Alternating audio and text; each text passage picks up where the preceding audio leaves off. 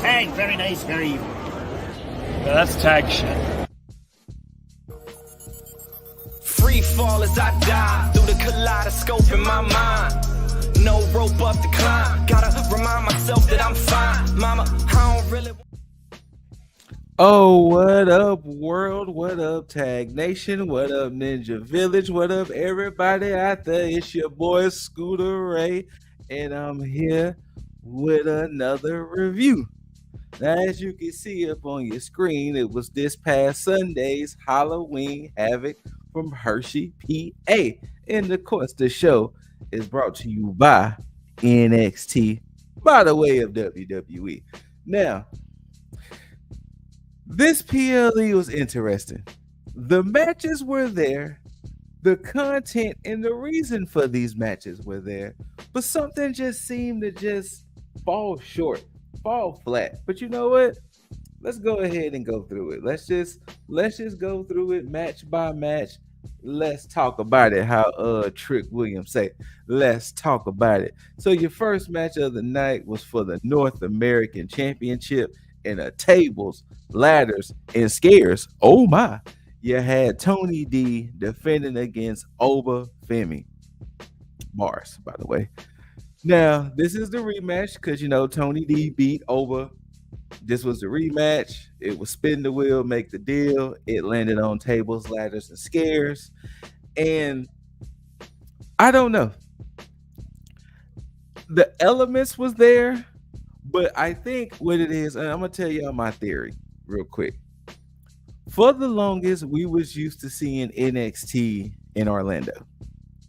The first 2 weeks of it premiering on the CW, they went to Chicago, they went to St. Louis, and for the longest time, we've only ever seen NXT in big arenas during the PLEs. We got used to seeing in a small scape, in a small situation. So I think, personally speaking, once again, I think with them doing the first 2 episodes in big arenas and then switching back, it may have knocked some of the luster from the PLE. It may have. That's just me. But also, almost every match was some sort of rematch or rematch adjacent, except for Ridge Holland and Andre Chase. But pretty much everything has kind of been a rematch or rematch adjacent. Once again, Tony D, Oba Femi. Tables, ladders, scares. This was so weird because when Oba and Tony D first went at it, Oba won. Tony went on this whole thing about, I don't think I can do it. I don't know, blah, blah, blah. He went through this whole Rocky monologue. Nope, that's not the word. That's not the phrase I'm looking for. Montage training so he can topple Oba. When this match happens, it started off normal because, I mean, it's tables, ladders, scares. The hardcore elements was there, this and that, but boom. But then the family just runs in. And it's like, wait, what happened to this whole, oh, Tony, I can do it myself. I have to topple Oba. I have to prove to myself that I can do this. And now all of a sudden, Luca, Stacks, and Rizzo comes in. Of course, Oba, handles those two. And then when he was about to, whatever he was going to do with Rizzo, Tony spears him through the ring, through a ladder. Then it set up the family to kind of, Oba recovers. Then it set up the family to kind of do more damage. They did do a nice chair-assisted shatter machine. Ultimately, Tony D retains. The whole family. It took the whole family to defeat Oba. And I was just sitting there like, wow, that's what we doing? But it's fine. It's whatever. Tony D retains. And I'm pretty sure this is it. Tony D can move on as North American champ. Oba Femi either, because there's rumors now that he may be getting called up sooner than later, or potentially go for the NXT Championship. I don't know, but yeah. Next match, arguably, probably my favorite match of the night. You have Roxanne, Perez, and Cora Jade versus Giulia and Stephanie Vaquer. Them four ladies went out there and had them a nice little tag team match. I appreciated this match. Of course, when I say rematch adjacent, we knew Roxanne and Giulia went one-on-one on the premiere on CW, rematch adjacent, with Cora helping out Roxanne to win. But this was a good match. It actually provided excitement. It actually provided entertainment. I knew the team of Giulia and Stephanie was going to end up pulling it out, but hey, it's still, you just didn't know. I mean, you know, sometimes the expected may not happen. But this was actually a pretty good match. They did some tag team moves, and if I remember correctly, Stephanie actually pinned Roxanne to win. So arguably, this was to me, the match of the night. Hands down. These four ladies went out there and did the damn thing. I wonder, is it going to now lead to potentially Stephanie going against Roxanne? Maybe Giulia may feel away if Stephanie ends up winning, because it's like, well, damn, how is it that you can beat her, but I can't? I don't know. We'll see. But if there's any match that I will say to watch, this will be the one to watch. Hands down. There's another 2, I will say for sure, because it was 5 matches. There's another 2 I would say, but for sure, Roxanne and Cora versus Giulia and Stephanie, hands down match of the night for me. Hands down.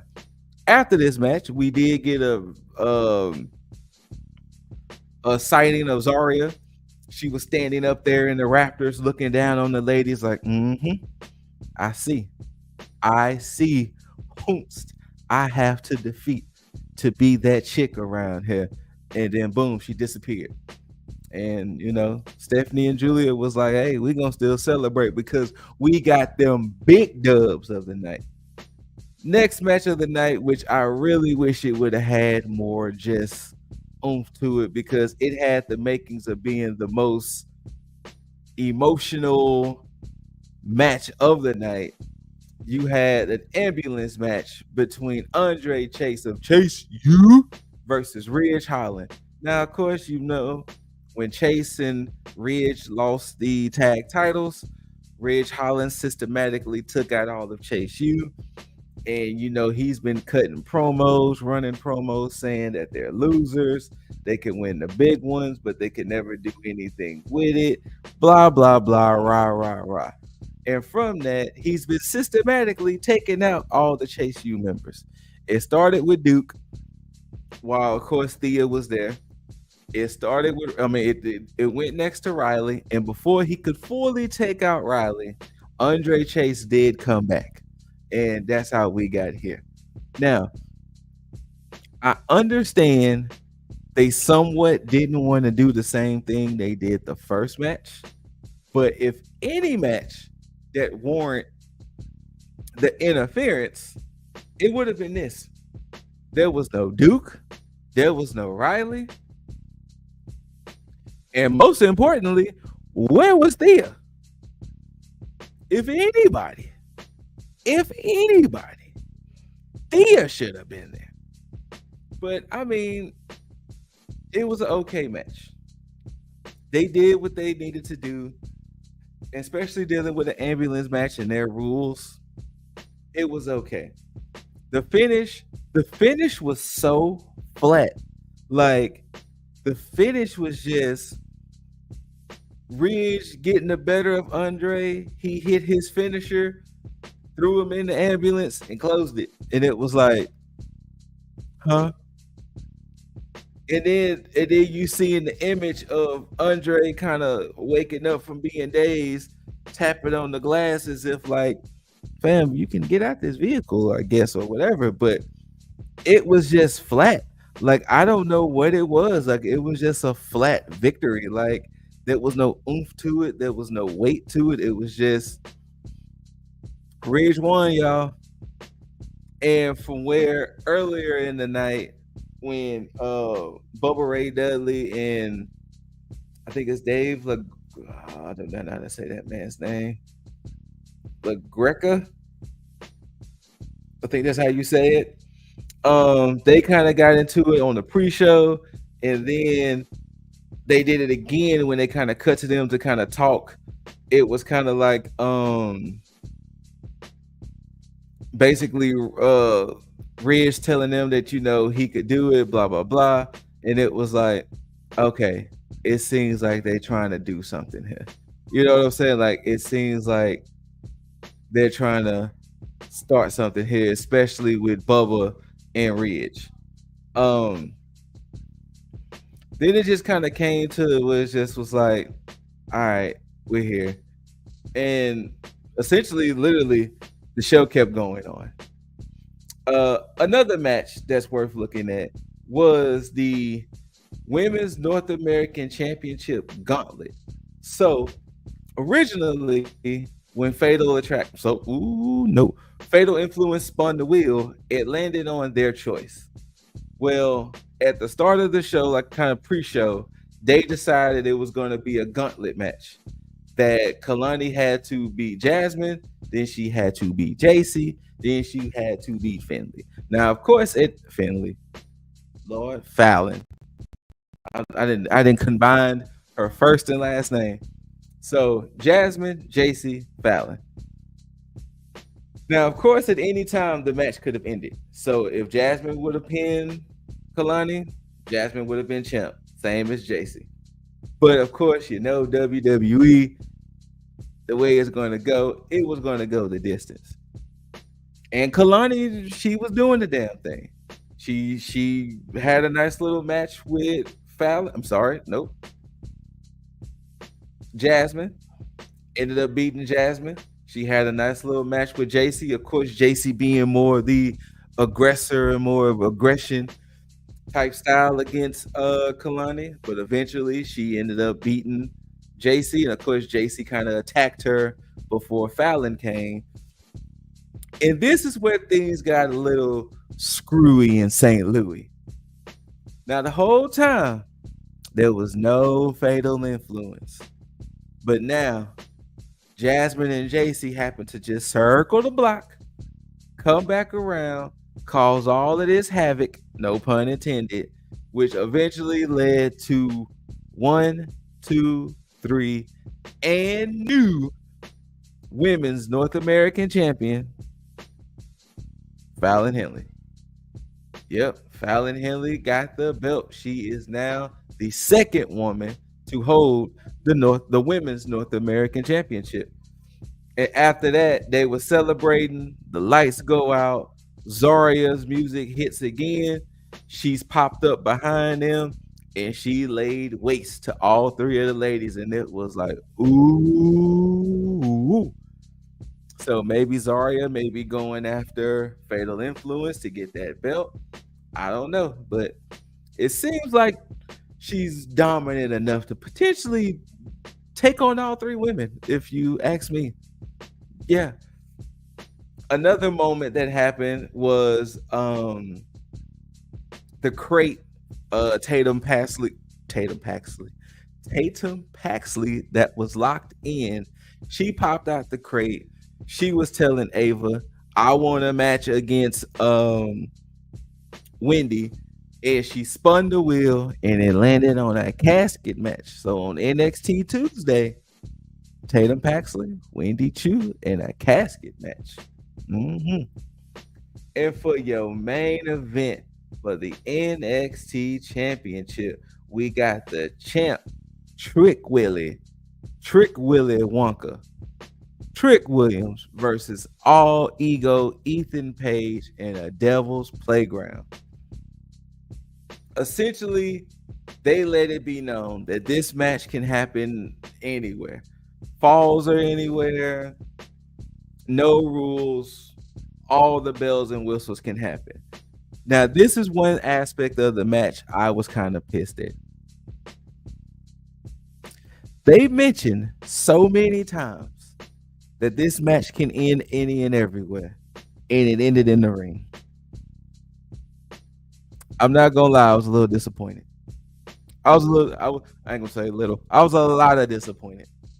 A lot of disappointed that as much as they were saying that they could, because I mean they did fight into the audience. They did kind of fight around, but as much as they kept saying any and everything can happen in this match, it ended in the ring. Now, this was not a bad match.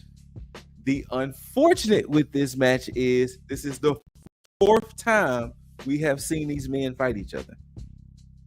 Battleground, it was 1-on-1. Heat Wave, Fatal 4-Way. NXT TV, 1-on-1, where Trick won the belt back from Ethan. And then now, Halloween Havoc, the 4th time.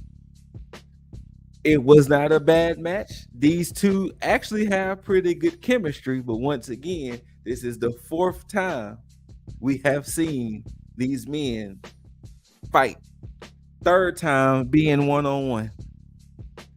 It might start to get a tad bit stale, but with the aspect of the Devil Playground rules, they was able to, do hardcore, this, that, and the third, just to kind of spice it up a bit, not make it so bland. And another aspect was, Ethan Page was all with the whole, hey, I've been grinding, I've been doing this for years. Trick, you didn't have to do what I had to do. Have you even tasted your own blood? Blah, blah, blah. So at some point, he did bust Trick, I want to say with the steel steps or something. Trick was bleeding from the mouth. And then just like with the Ridge Holland and Andre Chase match, and kind of a little bit of the Tony D and Oba match, all of a sudden, when the ending happened, it was like counter, boom, Trick knee, 1, 2, 3. Wait, what? Like, it just happened. And it was like, okay. And you can tell something was supposed to happen because it felt like a stall for time. Trick is celebrating. Eventually, Ridge Holland comes out, starts beating up on Trick. Ethan wakes up and was like, Ridge, what are you doing? Blah, blah, blah. And Ridge was like, I'm trying to, stake my claim. Ethan was like, well, hey, if you gonna do it, make sure you do it right and just do it. So they kind of both jumping up on, they're both jumping on Trick, and then in comes Bubba Ray Dudley for the save. Bubba Ray for the save. Yeah, you heard me. Hall of Famer, one half of the Dudley boys. Bubba Ray Dudley comes to save. He dispatches Trick, and Ethan, Bubba, and Trick are kind of celebrating. I'm pretty sure, because in 2 weeks, they're going to be at the old ECW arena in Philly. I will not be surprised if we get Trick Williams, Bubba Ray Dudley versus Ethan Page and Ridge Holland, which I'm pretty sure is probably going to lead to the next PLE of Trick versus Ridge. And we'll see what happens there. But yeah, that was pretty much Halloween Havoc as a whole. Like, it was not the best of shows, and it was not the worst of shows. There has been better NXT PLEs, and there's been worse. This one kind of falls in the middle, but it falls in the low middle, in my opinion. But once again, this is my opinion. You feel how you feel, and it's okay to feel how you feel. Shout outs to the Brethrens, Lip Dizzle, Jaeger, Bombastic, and Juggernaut 097. Shout outs to my Lesson Stealthy Ninjas of Run Your Miss and Cosmic Boss. And shout out to the lovely lady in my life, Mrs. Ladybug, who always tends to watch these shows with me. Thank y'all for tuning in, and whether you loved it or hated it, don't forget to rate it thumbs up, thumbs down, preferably thumbs up. Like, share, comment. Let us know what you thought about Halloween Havoc. When you do all of that, you gotta hit that subscribe button. Then you got to tag that notification so you can be notified of all type of videos, all types, all of them on this Tag Nation, on this tag. And once you do it, you're welcome into the Tag Nation. Until next time, everybody, love one another, take care of one another, love yourself, and take care of yourself. And until next time, you got to tag out. Peace.